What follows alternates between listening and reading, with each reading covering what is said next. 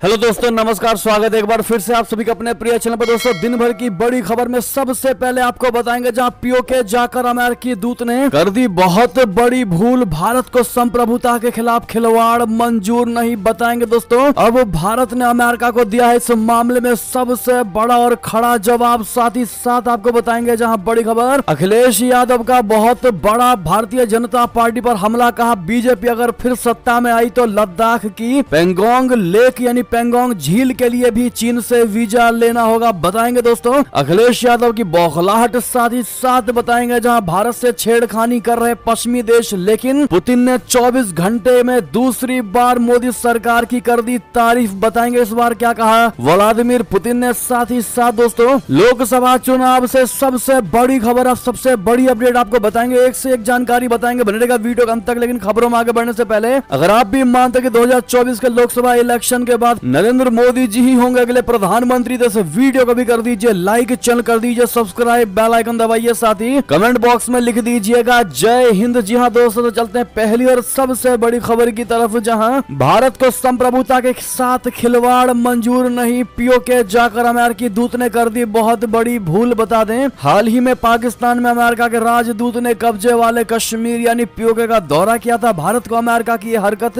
बिल्कुल पसंद नहीं आई और कड़ा विरोध दर्ज कराया है। भारत ने गुरुवार को कहा कि उसने इस्लामाबाद में अमेरिकी राजदूत की हाल ही में पीओके की यात्रा पर अमेरिका को अपनी चिंताओं से अवगत कराया है। भारत ने विश्व समुदाय से देश की संप्रभुता और क्षेत्रीय अखंडता का सम्मान करने का आग्रह किया है। पाकिस्तान में अमेरिकी राजदूत डोनाल्ड ब्लूम ने पिछले महीने गिलगित बाल्टिस्तान की कई दिवसीय यात्रा की थी। उन्होंने उस रणनीतिक क्षेत्र के विभिन्न हिस्सों का दौरा किया। उन्होंने एक मंत्री और स्थानीय विधानसभा के उपाध्यक्ष सहित कई अधिकारियों से मुलाकात की। भारत इसे अविभाजित जम्मू कश्मीर का हिस्सा बताता है। नियमित मीडिया ब्रीफिंग में ब्लूम की गिलगित बाल्टिस्तान यात्रा के बारे में पूछे जाने पर विदेश मंत्रालय के प्रवक्ता अरिंदम बागची ने कहा कि हमने पाकिस्तान में अमेरिकी राजदूत की उस यात्रा के बारे में अमेरिकी पक्ष के साथ अपनी चिंताओं को उठाया है। उन्होंने कहा कि जम्मू कश्मीर भारत का अभिन्न अंग है। इस नाते पूरे केंद्र शासित प्रदेश पर हमारी स्थिति सर्वविदित है। हम अंतर्राष्ट्रीय समुदाय से हमारी संप्रभुता और क्षेत्रीय अखंडता का सम्मान करने का आग्रह करते हैं। जी हाँ, अब ऐसे में दोस्तों भारत ने क्लियर कह दिया है कि पीओके जाकर अमेरिकी दूत ने कर दी है बड़ी भूल। इसको सहन नहीं कर सकता अपना भारत। भारत को संप्रभुता के साथ खिलवाड़ कतई भी मंजूर नहीं। बहरहाल दोस्तों, अगर आप भी मानते हैं कि बिल्कुल सही जवाब दिया गया है भारत की तरफ से, तो कमेंट में अपनी राय अवश्य रखिएगा। साथ ही साथ अगली खबर की बात करें, जहां बीजेपी अगर फिर सत्ता में आई तो लद्दाख की पेंगोंग लेक के लिए भी चीन से वीजा लेना होगा। अखिलेश यादव का बहुत बड़ा हमला। बता दें, समाजवादी पार्टी के अध्यक्ष अखिलेश यादव ने गुरुवार को बीजेपी और केंद्र की मोदी सरकार पर बड़ा हमला बोला। अखिलेश यादव ने कहा कि बीजेपी ने राष्ट्र के साथ खिलवाड़ किया है, उसने सीमाओं के साथ खिलवाड़ किया है। इस सरकार ने चीन की फौज को हमारे देश में कहां लाकर बैठा दिया है। अगर बीजेपी फिर सत्ता में आई तो लद्दाख की पेंगोंग लेक को देखने के लिए भी चीन से वीजा लेना होगा। अखिलेश यादव गुरुवार को प्रतापगढ़ में सपा के प्रशिक्षण शिविर के समापन में पहुंचे थे। इस दौरान मीडिया से बातचीत में भाजपा पर जमकर निशाना साधा। भाजपा के घर वापसी के अभियान पर पूछे गए सवाल पर अखिलेश यादव ने ही पलटकर पूछ लिया कि आज चीन की फौज कहां आकर बैठ गई है, क्या चीन की फौज घर वापसी करेगी। अखिलेश ने कहा कि बीजेपी ने राष्ट्र के साथ खिलवाड़ किया है, उसने सीमाओं के साथ खिलवाड़ किया है। अखिलेश ने कहा कि कभी ऐसी परिस्थिति बनी कि देश का बहुत सा हिस्सा चीन ले गया, लेकिन अभी जो सरकार है उसने चीन को कहां लाकर बैठा दिया है। लद्दाख की पेंगोंग लेक का जिक्र करते हुए अखिलेश यादव ने कहा कि जिस लेक को हमने 3 इडियट फिल्म में देखा था, उसे देखने के लिए पूरे देश से लोग जाते हैं। अगर भाजपा की फिर सरकार बनी तो चीन का वीजा लेकर लेक देखने जाना होगा, यानी झील को देखने के लिए चीन से वीजा लेना होगा, परमिशन लेना होगा। आपके पास वीजा नहीं होगा तो लेक नहीं देख पाएंगे। जो लोग घर वापसी की बात करते हैं वो सरकार से पूछे कि चीन की फौज की घर वापसी कब होगी। बहरहाल दोस्तों, अखिलेश यादव के इस बयान से साफ देखा जा सकता है कि भारत की मोदी सरकार के प्रति उनका कितना ज्यादा खींच है दोस्तों, जिसको वो बयान के माध्यम से निकाल रहे हैं। और कहीं ना कहीं उन्होंने अपने बयान में ये जताने की कोशिश की है कि मोदी सरकार चीन को कुछ भी नहीं कह रही और जमीन चीन भारत की लेता जा रहा और मोदी सरकार देखती जा रही है। ऐसा दोस्तों अखिलेश यादव के बयान से झलकता दिखाई दे रहा है कि उनका यही मतलब निकलता दिखाई दे रहा है। ऐसे में आपकी अब जो भी राय हो कमेंट में लिखकर अवश्य बताइएगा। लेकिन अगर आप भी मानते हैं कि मोदी जी के नेतृत्व में वास्तव में भारत ने विकास किया है, भारत देश प्रगति की राह पर चला है और निरंतर ताकतवर बना है, तो कमेंट में मोदी है तो मुमकिन है और लॉन्ग लिव मोदी जी जरूर कहिएगा। और अखिलेश यादव के इस बयान पर आपका क्या कहना है? दोस्तों बताना बिल्कुल भी मत भूलिएगा। और आज जितना ज्यादा हो सके इस वीडियो को शेयर कर दीजिएगा व्हाट्सएप, फेसबुक, ट्विटर पर, ताकि हर कोई इस बयान का जवाब दे सके। अगली खबर की बात करें, जहां भारत से छेड़खानी कर रहे पश्चिमी देश, लेकिन पुतिन ने 24 घंटे में दूसरी बार मोदी सरकार की कर दी तारीफ। बता दे रूसी राष्ट्रपति व्लादिमीर पुतिन ने एक बार फिर मोदी सरकार की जमकर तारीफ करते हुए पश्चिम पर निशाना साधा है। उन्होंने गुरुवार को सोची कि रूसी काला सागर रिजॉर्ट में वल्दाई चर्चा क्लब की एक बैठक में कहा कि पश्चिमी देश हर उस व्यक्ति को दुश्मन के रूप में पेश करने की कोशिश कर रहे हैं जो इन अभिजात वर्ग का आंख बंद करके अनुसरण करने के लिए तैयार नहीं है। पुतिन ने मोदी सरकार के ऊपर पश्चिमी देशों के दबाव का जिक्र करते हुए कहा कि एक समय उन्होंने भारत के साथ भी ऐसा ही करने की कोशिश की थी, लेकिन भारतीय नेतृत्व काफी मजबूत है। ये 24 घंटे में दूसरा मौका है जब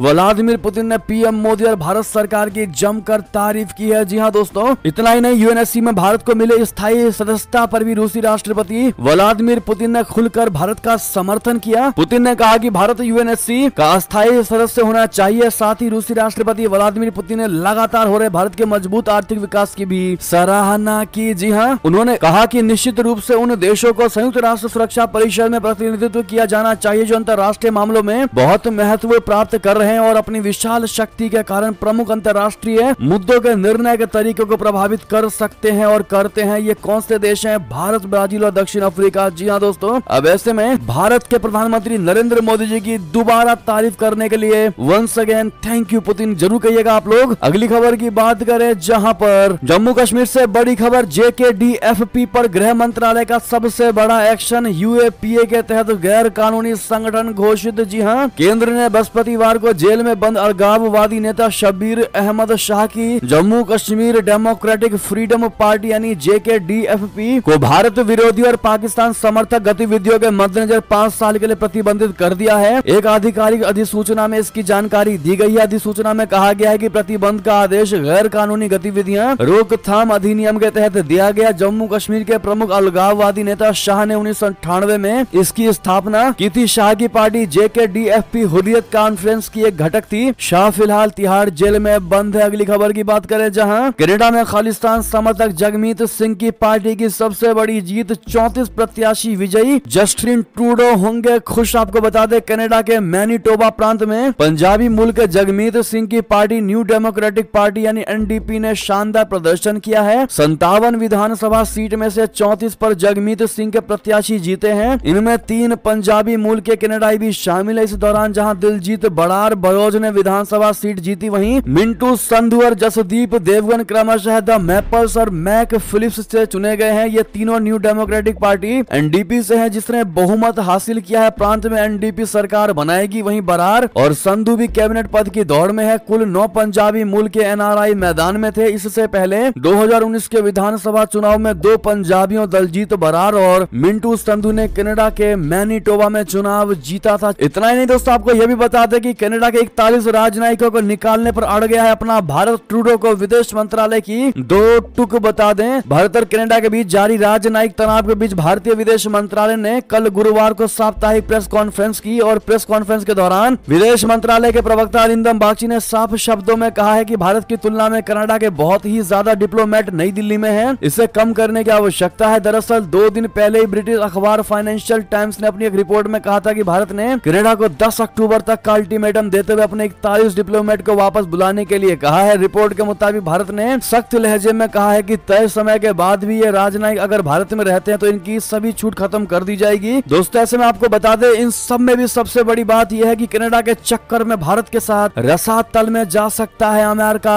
भारत का रिश्ता, जी हां, अमेरिकी राजदूत की जो बाइडेन को बहुत बड़ी चेतावनी भारत को लेकर। बता दें, खालिस्तानी आतंकी हरदीप सिंह निज्जर की हत्या को लेकर भारत और कनाडा के बीच जो तलवारें खिंची हुई हैं, कनाडा जहां भारत से सहयोग की मांग कर रहा है, वहीं मोदी सरकार ने जस्टिन ट्रूडो से उसके आरोपों पर सबूत मांगा है। तो वहीं इस पूरे मामले को लेकर अमेरिका का बाइडेन प्रशासन दबाव बना रहा है। कनाडा को अमेरिका ने खुफिया सबूत दिया था। अब अमेरिका के भारत में राजदूत एरिक गारसेटी ने चेतावनी दी है कि कनाडा के चक्कर में भारत के साथ अमेरिका के रिश्ते रसातल में जा सकते हैं। पॉलिटिको की रिपोर्ट के मुताबिक गारसेटी ने अपने देश की बाइडेन प्रशासन की टीम से कहा है कि कनाडा के साथ चल रहे राजनयिक विवाद की वजह से भारत और अमेरिका के बीच रिश्ते कुछ समय के लिए रसातल में जा सकते हैं। गारसेटी ने कहा कि अमेरिका को भारतीय अधिकारियों के साथ अपने संपर्क को एक अनिश्चित समय तक के लिए कम करना होगा। रिपोर्ट में कहा गया है कि इस चेतावनी के बाद अमेरिका सतर्क हो गया है। वहीं विदेश मंत्रालय ने गार सेठी के इस बयान पर चुप्पी साध ली है। जी हाँ दोस्तों, इसमें अगर आप भी मानते हैं कि भारत को देर नहीं लगेगी अमेरिका के साथ भी रिश्ते खत्म करने में, क्योंकि अमेरिका वैसे भी ट्रस्टवर्दी कंट्री नहीं है भारत के लिए और वो लगातार सिर्फ अपना फायदा देखता है, और रशिया तो कभी नहीं बन सकता अमेरिका। जो रशिया है आज भारत के लिए, वो अमेरिका कभी भी नहीं हो सकता। ऐसे में दोस्तों, आपका क्या कहना है अमेरिका के साथ भारत के रिश्ते को लेकर, बताइएगा जरूर। अगली खबर की बात करें, जहां दुबई आता है फिर लंदन भाग जाता है, पूर्व अफसर ने खोला चिट्ठा, पाक आने से क्यों डर रहे नवाज शरीफ, बता दें। पड़ोसी देश पाकिस्तान में आर्थिक संकट के बीच आम चुनाव होने वाले हैं। पाक चुनाव आयोग ने ऐलान कर दिया है कि जनवरी 2024 के आखिरी सप्ताह में चुनाव होंगे। इस बीच पूर्व प्रधानमंत्री और पाकिस्तान मुस्लिम लीग नवाज के नेता नवाज शरीफ की वतन वापसी देश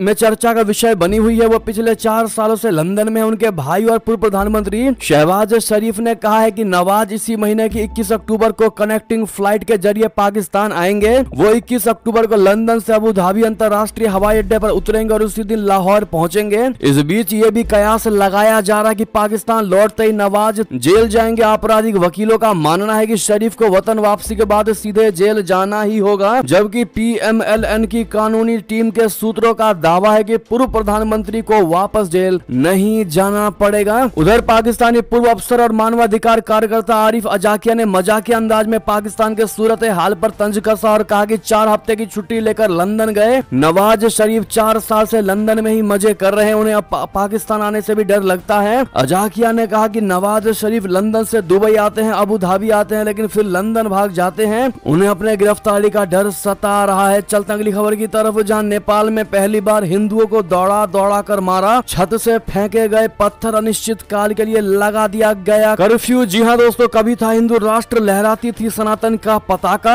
अब उसी देश में हिंदुओं को दौड़ा दौड़ा कर पीटा। जी हाँ दोस्तों, नेपाल कभी हिंदू राष्ट्र हुआ करता था। भारत और नेपाल के बीच सदियों नहीं युगों पुराने रिश्ते हैं। आज भी दोनों देशों के बीच रोटी और बेटी का रिश्ता है। इसके बावजूद कुछ चरमपंथियों और कट्टरपंथियों को ये नाता और शांति रास नहीं आ रही थी। ऐसे सांप्रदायिक लोगों के अंदर ही अंदर कुछ सुलग रहा था, जिसे भांपने में नेपाल की स्थानीय पुलिस और खुफिया एजेंसियां नाकाम रही, जिसके बाद वहां बड़े पैमाने पर हिंदू समुदाय के लोगों को निशाना बनाया गया। खबर नेपाल के नेपालगंज की, जहां हुई खूनी हिंसा के बाद शहर में लॉकडाउन लगाना पड़ गया। न्यूज एजेंसी AP की रिपोर्ट के मुताबिक स्थानीय पुलिस अधिकारियों ने कहा है कि हिंदू और मुसलमानों के बीच तेजी से बढ़े तनाव के बीच दक्षिण पश्चिम नेपाल के इस शहर में कर्फ्यू और तालाबंदी का ऐलान करने के बाद बीती रात शांति से गुजरी। आज भी वहां हालात तनावपूर्ण है, लेकिन नियंत्रण में है। स्थानीय सूत्रों के हवाले से आई जानकारी के मुताबिक नेपालगंज में परेशानी तब शुरू हुई जब एक हिंदू लड़के ने सोशल मीडिया पर मुस्लिमों के बारे में एक स्टेटस अपनी वॉल पर पोस्ट किया, जिसका कुछ कट्टरपंथियों ने भीषण विरोध किया। इसके जवाब में हिंदुओं ने मंगलवार को हजारों की संख्या में सड़कों पर निकलकर शांति जुलूस निकाला था, लेकिन दोनों गुटों में झड़प हो गई और देखते ही देखते झड़प खूनी हिंसा में बदल गई। इसके बाद हिंदुओं को निशाना बनाया गया, रोड पर टायर जलाए गए और ट्रैफिक जाम करने के साथ सबक सिखाने की धमकी दी गई। जी हाँ, और ऐसी ऐसी चीजें की गई है दोस्तों कि हम आपको इस वीडियो के माध्यम से बता भी नहीं सकते, लेकिन इतना है कि हिंदुओं को दौड़ा दौड़ा करके पीटा गया। ऐसे में आखिर ये नेपाल में क्या हो रहा है? ये वही नेपाल है दोस्तों जिसको हिंदू राष्ट्र, हिंदू देश कहा जाता है, और आज वहाँ पर हिंदुओं के साथ ही ऐसे अत्याचार हो रहे हैं। इस पर आपकी जो भी राय हो कमेंट में लिखकर अवश्य बताइएगा। अगली खबर की बात करें, जहां स्कॉटलैंड यार्ड पुलिस ने भारतीय दूतावास पर हमले में शामिल एक खालिस्तानी को कर दिया है गिरफ्तार। जी हाँ, स्कॉटलैंड यार्ड पुलिस ने एक खालिस्तानी को गिरफ्तार किया है दोस्तों, जिसने भारतीय दूतावास पर हमला होने में शामिल था। चलते अगली खबर की तरफ, जहां पाकिस्तान TTP से तब तक लड़ाई नहीं करेगा जब तक उसे ऐसा करने के लिए अमेरिका से भुगतान नहीं मिलता। बता दें, अमेरिका में पाकिस्तान के राजदूत मसूद खान ने एक चौंकाने वाली खोज की है। पाकिस्तान में आतंकवाद विरोधी प्रयासों को भी एक व्यवसाय के रूप में देखा जाता है। अब ऐसे में अमेरिका पर गंभीर आरोप लगाए गए हैं पाकिस्तान के राजदूत मसूद खान के द्वारा, और कह दिया गया है कि पाकिस्तान TTP से तब तक लड़ाई नहीं करेगा जब तक उसको फंडिंग नहीं दिया जाता अमेरिका के द्वारा। जी हाँ दोस्तों, इतना ही नहीं, आपको बता दें तालिबान के संस्थापक मुल्ला उमर के बेटे ने पाकिस्तान को आखिर क्यों धमकाया, यूनाइटेड नेशन से हस्तक्षेप करने की कर दी मांग। बता दें, पाकिस्तान ने अवैध रूप से रह रहे अफगान अप्रवासियों को 1 नवंबर तक देश छोड़ने का आदेश दिया है। इनकी संख्या 11 लाख के आसपास बताई जा रही है। पाकिस्तान का दावा है कि अफगान नागरिक उनके देश में घटित आतंकवादी घटनाओं में लिप्त हैं। वहीं तालिबान ने इस दावे को खंडन किया है और पाकिस्तान के फैसले की आलोचना की है। एक दिन पहले ही तालिबान के प्रवक्ता ज़बीउल्लाह मुजाहिद ने अफगान नागरिकों को देश से निकाल देने पर पाकिस्तान को जमकर खरी खोटी सुनाई थी। अब तालिबान के संस्थापक मुल्ला उमर के बेटे और अफगानिस्तान के रक्षा मंत्री मुल्ला याकूब मुजाहिद ने पाकिस्तान की आलोचना की है। उन्होंने पाकिस्तान के फैसले को अमानवीय, अनुचित और बर्बर करार दिया है। याकूब ने संयुक्त राष्ट्र से इस मामले में दखल देने की मांग की है। चलते हैं दोस्तों अगली खबर की तरफ, जहां रूस ने यूक्रेन पर किया अब तक का सबसे भीषण ड्रोन हमला, 49 लोगों की मौत की खबर बता दें। रूस और यूक्रेन के बीच जारी जंग को 1.5 साल से अधिक हो चुके हैं, बावजूद इसके संघर्ष थमने का नाम नहीं ले रहा है। रशिया ने एक बार फिर यूक्रेन पर जोरदार हमला किया। गुरुवार को हुए इस हमले में 6 साल के मासूम सहित कम से कम 49 लोग मारे गए। यूक्रेन अधिकारियों के अनुसार रशिया ने यूक्रेन के कई इलाकों को निशाना बनाते हुए ड्रोन हमले किए। यूक्रेन अधिकारियों ने कहा कि खार्किव के पूर्वी क्षेत्र में एक किराने की दुकान और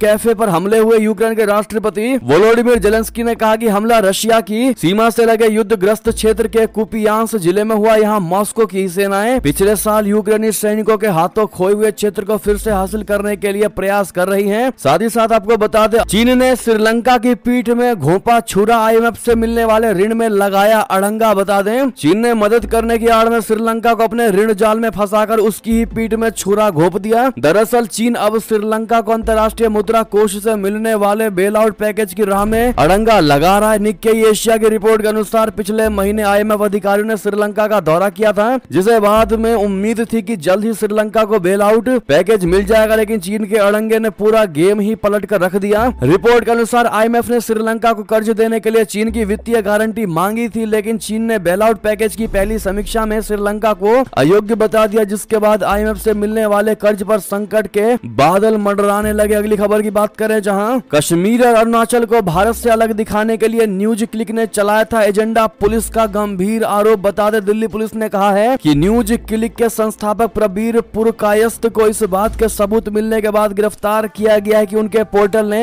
यह दिखाने के लिए एक एजेंडा चलाया है कि अरुणाचल प्रदेश और कश्मीर भारत का हिस्सा नहीं है। उनकी गिरफ्तारी के लिए रिमांड आवेदन में दिल्ली पुलिस ने आरोप लगाया है कि उनके पास प्रबीर पुरकायस्थ और अमेरिकी tech mogul Neville Roy Singham के बीच ईमेल पर हुई बातचीत के सबूत हैं। इसमें दोनों के बीच चर्चा की गई है कि भारत का नक्शा कैसे बनाया जाए, जिसमें कश्मीर और अरुणाचल प्रदेश को विवादित क्षेत्र के रूप में दिखाया जाए। प्रबीर पुरकायस्थ को न्यूज क्लिक के HR प्रमुख अमित चक्रवर्ती के साथ मंगलवार को गिरफ्तार किया गया था। उनकी गिरफ्तारी पुलिस द्वारा न्यूज क्लिक परिसर और न्यूज पोर्टल से जुड़े कई पत्रकारों और कर्मचारियों के घरों पर छापेमारी के बाद हुई। साथ ही साथ एक और खबर की बात करें, जहां पाकिस्तान के दोस्त अजरबैजान की आखिर मदद क्यों कर रहा है। इजराइल काराबाग पर कब्जे के लिए दे दिए घातक हथियार। बता दें, इजराइल ने नागोर्नो काराबाग पर फिर से कब्जा करने के लिए अजरबैजान के सैन्य अभियान में चुपचाप मदद किया है। पिछले महीने नागोर्नो काराबाग में अजरबैजान के सैन्य अभियान के लिए इजराइल ने शक्तिशाली हथियारों की आपूर्ति की। इन हथियारों के दम पर ही अजरबैजान ने नागोर्नो काराबाग को जातीय आर्मेनियाई नागरिकों से छीन लिया। इस बात का खुलासा फ्लाइट ट्रैकिंग डेटा और आर्मेनियाई राजनयिकों ने खुद किया है। 19 सितंबर को अजरबैजान के 24 घंटे का हमला शुरू करने से कुछ हफ्ते पहले अजरबैजानी सैन्य मालवाहक विमानों को दक्षिणी इजरायली एयरबेस और नागोर्नो काराबाग के पास एक हवाई क्षेत्र के बीच बार बार उड़ान भरी, जबकि पश्चिमी देश शांति वार्ता का आग्रह कर रहे थे। इन उड़ानों ने येरेवन में आर्मेनियाई अधिकारियों को परेशान कर दिया। आर्मेनियाई लंबे समय से इजराइल और अजरबैजान के बीच रणनीतिक गठजोड़ से सावधान है और कोकेकश पर्वत के दक्षिण में अशांत क्षेत्र में इजराइल के राष्ट्रीय हितों का खुलासा किया है। इजराइल में आर्मेनियाई राजदूत अरमान अकोपियन ने बताया कि हमारे लिए एक बड़ी चिंता का विषय है कि इजरायली हथियार हमारे लोगों पर गोलीबारी कर रही है। राजनयिक सवाल जवाब के बीच अकोपियन ने कहा कि उन्होंने हाल के हफ्तों में इजरायली हथियारों की खेप पर इजरायली राजनेताओं और सांसदों से भी चिंता व्यक्त की। साथ ही साथ अगली खबर की बात करें, जहां उस्मान डार का चौंकाने वाला दावा, कहा जनरल मुनीर को हटाने के लिए इमरान खान ने रची थी 9 मई हिंसा की साजिश। बता दें, पाकिस्तान में 9 मई को हुई हिंसा के संबंध में इमरान खान की मुसीबतें कम होने का नाम नहीं ले रही। अब इमरान खान के सहयोगी उस्मान डार ने बहुत बड़ा खुलासा किया है। उन्होंने कहा कि जेल में बंद पूर्व प्रधानमंत्री इमरान खान ने 9 मई की हिंसा की साजिश रची थी। साथ ही सेना प्रमुख जनरल असीम मुनीर को हटाने के उद्देश्य से संवेदनशील सैन्य प्रतिष्ठानों पर हमले की योजना बनाई थी। वहीं तोशाखाना भ्रष्टाचार मामले में निचली अदालत के फैसले के खिलाफ इमरान खान को इस्लामाबाद उच्च न्यायालय का दरवाजा खटखटाया है। इसमें उन्होंने निचली अदालत के फैसले को निलंबित करने की मांग की। अगली खबर की बात करें, जहां चंद्रयान 3 मिशन में इतिहास रचने वाले इसरो चीफ सोमनाथ का सबसे बड़ा बयान। इसरो के चंद्रयान 3 मिशन ने दुनिया भर को हैरान कर दिया। कई देशों को लग रहा था कि भारत शायद ही चंद्रमा 3 की सफल लैंडिंग करवा सके, लेकिन इन सब को गलत साबित करते हुए भारत ने न सिर्फ सक्सेसफुल लैंडिंग करवाई बल्कि कई दिनों तक चंद्रमा के दक्षिणी ध्रुव से कई अहम जानकारी इकट्ठा करके दुनिया भर को मुहैया करवाई। इसरो चीफ एस सोमनाथ ने चीन पर बड़ा बयान देते हुए कहा कि हमने अंतरिक्ष क्षेत्र में चीन की वृद्धि देखी है, ये वाकई जबरदस्त है। मुझे लगता है कि आप प्रौद्योगिकी क्षमता के संदर्भ में नई प्रणालियों के निर्माण और आवश्यक इंफ्रास्ट्रक्चर पर बहुत अधिक जोर दे रहे हैं और नए मिशन शुरू कर रहे हैं। मुझे लगता है कि आपको बहुत दूरदर्शी दिशा दिखाएगा। आप जो काम कर रहे हैं उसकी मैं बहुत सराहना करता हूं। यह अंतरिक्ष क्षेत्र के लिए आपके द्वारा बनाए गए दीर्घकालिक दृष्टिकोण के साथ भी मेल खाता है। साथ ही मैं देख रहा हूं कि अंतरिक्ष क्षेत्र के लिए कई इंडस्ट्रीज भी आगे आ रही हैं। साथ ही साथ दोस्तों अगली खबर की बात करें, जहां शराब घोटाले में संजय सिंह का अन्य आरोपियों से अन्य आमना सामना करा सकती है ईडी, मिले हैं संकेत। जी हां, दिल्ली के तथाकथित शराब घोटाले में आम आदमी पार्टी का वरिष्ठ नेता संजय सिंह की मुश्किलें बढ़ती नजर आ रही है। दिल्ली की एक अदालत ने इस केस में गिरफ्तार किए जाने के एक दिन बाद बृहस्पतिवार को संजय सिंह को 5 दिनों के लिए ईडी की कस्टडी में भेज दिया। विशेष न्यायाधीश M.K. नागपाल ने संजय सिंह को 10 अक्टूबर तक ईडी की कस्टडी में भेजा। केंद्रीय जांच एजेंसी ने इस मामले में पूछताछ करने के लिए अदालत से संजय सिंह की कस्टडी मांगी थी। ईडी ने संजय सिंह का अन्य आरोपियों से आमना सामना कराने के भी संकेत दिए हैं। जी हाँ, अब ऐसे में दोस्तों इस पर सचिन पायलट का केंद्र सरकार पर निशाना, कहा मोदी सरकार के इशारे पर काम कर रही है जांच एजेंसियां। कांग्रेस नेता सचिन पायलट ने केंद्र सरकार पर केंद्रीय एजेंसियों का दुरुपयोग करने का आरोप लगाया है और कहा कि देश इस पूरे प्रकरण को देख रहा है। पायलट ने दिल्ली में कुछ पत्रकारों और आम आदमी पार्टी के नेता की गिरफ्तारी को लेकर गुरुवार को टोंक में संवाददाताओं से कहा कि केंद्र सरकार जिस तरह से अपनी एजेंसियों का दुरुपयोग कर रही है वो अब जग जाहिर हो चुका है। अगली खबर की बात करें, जहां राहुल गांधी ने अपने पालतू डॉगी का नाम रखा नूरी, तो भड़के AIMIM नेता, कहा यह मुस्लिम बेटियों का अपमान। जी हां, कांग्रेसी सांसद राहुल गांधी ने अपनी मां सोनिया गांधी को एक पप्पी डॉग गिफ्ट किया है। ये पप्पी जैक रसेल टेरियर नस्ल का है। उन्होंने अपने डॉगी का नाम नूरी रखा। इसके बाद ऑल इंडिया मजलिस इत्तेहादुल मुस्लिमीन नेता मोहम्मद फरहान ने विरोध जताया। फरहान ने कांग्रेस नेता राहुल गांधी की आलोचना की और इसे मुस्लिम बेटियों का अपमान बताया है। जी हाँ, बहरहाल दोस्तों ऐसे में ये तो भी की सारी बड़ी खबरें। आपको हमारी खबर कैसी लगी? आशा करता हूँ बहुत अच्छी लगी होगी। अगर थोड़ी भी अच्छी लगी है तो इस वीडियो को दोस्तों में, भाइयों में, रिश्तेदारों में शेयर जरूर कर दीजिएगा और अभी कर दीजिए इस वीडियो को लाइक, चैनल कर दीजिए सब्सक्राइब, बेल आइकन दबाइए, साथ ही कमेंट बॉक्स में लिख दीजिएगा जय हिंद जय भारत। और यहाँ तक बने रहने के लिए